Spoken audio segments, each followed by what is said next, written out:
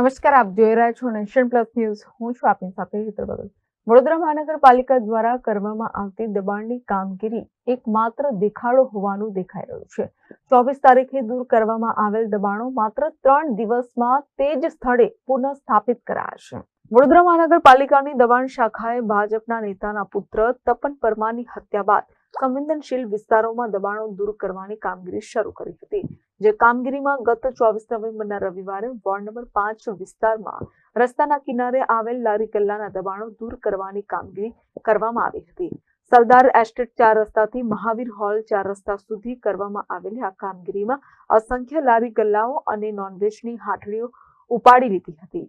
આ કામગીરીને હજી 3 દિવસનો સમય થયો છે, ત્યાં તો ફરી આ જ વિસ્તારમાં નોનવેજની હાટડીઓ અને લારી ગલ્લાઓ ફરી સ્થાપિત થઈ ગયા છે.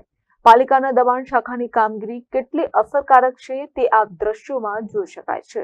જો ખરેખર પાલિકાએ દબાણો દૂર કરવા હોય તો ત્યાં ફરીવાર લારીઓ ન લાગે તેની તમામ કાળજી પાલિકાએ રાખવી જોઈએ. જો કે અહીંયા તો જાણે દબાણકર્તાઓને પાલિકાનો ડર જ રહ્યો ન હોય તેમ લારીઓ લગાવી દેવામાં આવી છે.